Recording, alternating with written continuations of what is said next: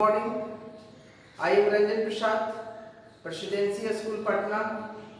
Welcome to our video classes, class 10, subject geography, and our chapter name is minerals and energy resources. इस chapter के अंतर्गत आज हम लोग पढ़ने जा रहे हैं classification of energy resources. Energy resources के का क्लासिफिकेशन करेंगे तो एनर्जी को हम लोग मुख्य रूप से दो सोर्सेस में एनर्जी रिसोर्सेज को हम लोग दो भागों में बांट सकते हैं। कुछ को हम लोग रखते हैं कन्वेंशनल रिसोर्सेज ऑफ एनर्जी और कुछ को हम लोग non conventional sources of energy में क्लासिफाई करते हैं। तो सबसे पहले हम लोग कन्वेंशनल सोर्सेज ऑफ एनर्जी के बारे में पढ़ेंगे। तो कन्वेंशनल सोर्सेज ऑफ एनर्जी के अंतर्गत कोल, पेट्रोलियम, नेचुरल गैस, इलेक्ट्रिसिटी आता है, जिसका कन्वेंशनल मीन्स जिसका भी प्रचलन में है, सदियों से प्रचलन में परंपरागत सोर्स। और दूसरा है non conventional source of energy, अपरंपरागत। पहले उससे हम लोग एनर्जी प्राप्त नहीं करते थे, लेकिन अब हम लोग उससे जनरेट कर रहे हैं। ये न्यू सोर्सेस है। अभी इससे जो है नॉन कन्वेंशनल से अभी हम रिसेंटली एनर्जी को जनरेट करना शुरू किए हैं। तो ये जो कन्वेंशनल सोर्स ऑफ एनर्जी है, ये जो है बहुत लंबे समय से इससे हम लोग ये कर रहे हैं, इसका यूज कर रहे हैं। All these sources have been in use for quite some time. अब हम लोग पढ़ेंगे non conventional source of energy include solar, wind, tidal, geothermal, biogas and atomic energy. They are relatively new sources. ये सभी जो नॉन कन्वेंशनल के अंतर्गत जो सोलर है, wind energy, tidal energy, geothermal energy, biogas energy and atomic energy, ये सब जो है न्यू सोर्सेस हैं। और इससे हम लोग they are relatively new sources and their large scale generation has begun recently। इसे हम लोग बहुत हाल फिलहाल इससे एनर्जी को जनरेट करना शुरू किए। अब हमारा नेक्स्ट टॉपिक है coal as an important source of energy and raw material. अब इसको हम लोग एक्सप्लेन करेंगे कि कोल जो है, कोयला जो है हमारा इम्पोर्टेंट सोर्स ऑफ एनर्जी है और बहुत सारा इससे हम लोग प्रोडक्ट बनाते हैं। रॉ मटेरियल भी बहुत सारे प्रोडक्ट बनाने के लिए है। इसी को हम लोग डिस्कस करेंगे। तो कोल सबसे पहला हम लोग इसमें डिस्कस करेंगे। फर्स्ट पॉइंट है कि coal fulfils a substantial part of the nation's energy needs as it is evidently available. तो हमारे राष्ट्र को part of the nation's energy needs, जो हमारे राष्ट्र को, हमारे देश को जितना एनर्जी की जरूरत है उसका ज्यादा एनर्जी जो है, उसका अधिकांश भाग जो है एनर्जी जो हम डिराइव कर रहे हैं वह उसको कोयला से ही कर रहे हैं। कोयला उसकी पूर्ति कर रहा है, क्योंकि कोयला हमारे देश में बहुत प्रचुर मात्रा में पाया जाता है। तो हम लोग ज्यादा एनर्जी जो है प्राप्त कर रहे हैं कोयला से। फिर कोल जो है यूज्ड फॉर पावर जनरेशन, इससे हम लोग पावर जनरेट कर रहे हैं। और पावर जनरेट कर रहे हैं, इलेक्ट्रिसिटी मींस जनरेट कर रहे हैं, है ना।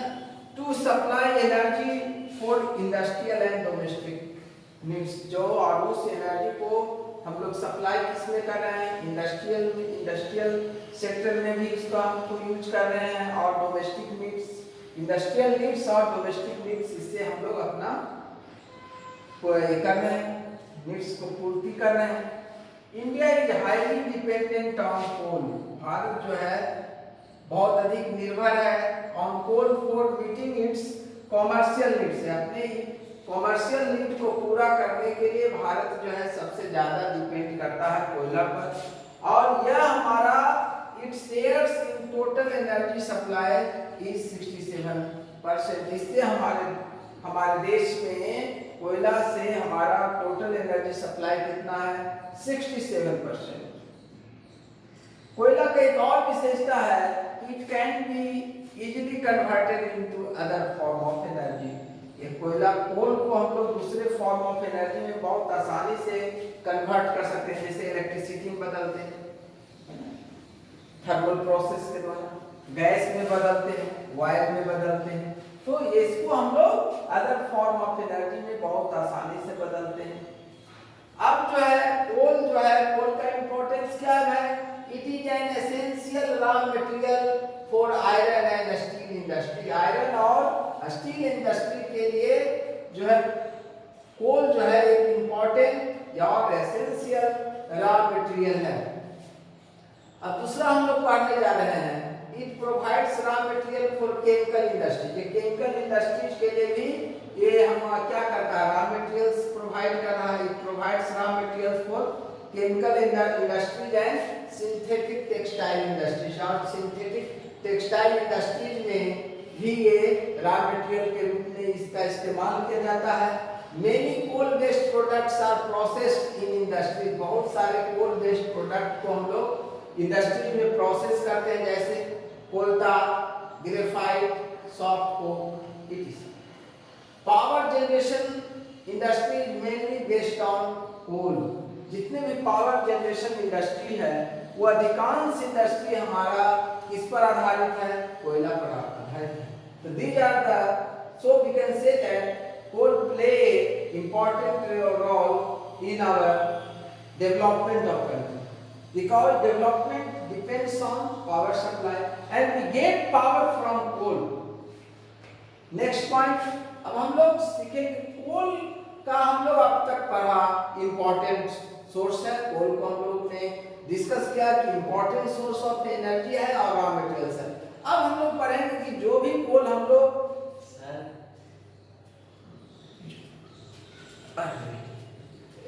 अच्छा देखने दीजिए, जो भी कोल हम लोग ये करते हैं, इसको जितने टाइप्स ऑफ कोल है तो उसका हर एक कोल का भी बहुत डिफरेंट टाइप्स होता है।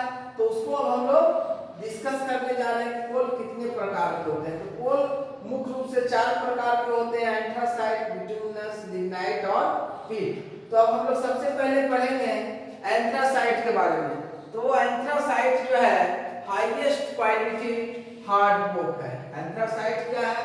हाईएस्ट क्वालिटी हार्ड कोल है और इसमें 80% से ज्यादा कार्बन कंटेंट है और यह बहुत इससे एंथ्रासाइट में बहुत कम धुआं, जब इसको हम लोग बर्न करते हैं, जब इसका कंबशन होता है तो सबसे कम स्मोक एंथ्रासाइट से ही निकलता है। मतलब ये सबसे ज्यादा इसका कैलोरीफिक वैल्यू होगा सबसे।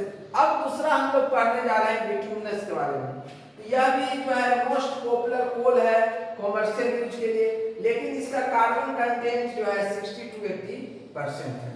और मेटलर्जिकल कोल जो है इज हाई ग्रेड बिटुमिनस कोल। जो मेटलर्जिकल कोल है उसमें वह जो है उसमें यूज हमारा हाई ग्रेड बिटुमिनस कोल का ही यूज करते हैं। और वह जो मेटलर्जिकल कोल है उसका यूज करते हैं smelting iron in blast furnace.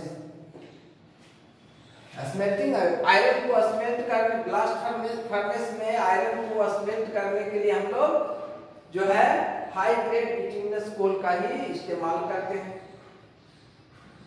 या इसी को मेटलर्जिकल कोल भी कहते हैं, क्योंकि मेटलर्जिकल कोल ही हाई ग्रेड बिटुमिनस कोल है जिसका हम लोग यूज करते हैं, है ना, किसके लिए? Smelting iron in blast furnace. अब हमारा तीसरा कोयला का फॉर्म है लिग्नाइट। ये लो ग्रेड ब्राउन कोल है, ये लो ग्रेड ब्राउन कोल है और यह जो है क्या है कि soft with high moisture content, इसमें मॉइस्चर की मात्रा अधिक है। और ये मुख्य रूप से मेन लिग्नाइट रिजर्व जो है सबसे ज्यादा लिग्नाइट रिजर्व हमारा नवेली में है। नवेली हम लोग जानते ही हैं तमिलनाडु में है। और अब चौथा किस्म जो सबसे लो ग्रेड का होता है ना, तो वह है पीट, जिसमें कार्बन की मात्रा 30 to 40% ही होता है। लिग्नाइट में आपका कार्बन की मात्रा 50 to 60% होता है। और पीट में कार्बन की मात्रा 30 to 40% होता है। तो ये लो कार्बन, इसमें बहुत कम कार्बन की मात्रा होता है और बहुत अधिक मॉइस्चर, हाई मॉइस्चर कंटेंट होता है, इसलिए ये लो हीटिंग कैपेसिटी होगा। जब इसका लो हीटिंग कैपेसिटी होगा तो मिनिमम कैलोरीफिक, जो कैलोरीफिक वैल्यू भी किसका होगा, पीट का ही होगा। क्यों होगा, क्योंकि पीट का जो है लो हीटिंग कैपेसिटी होता है।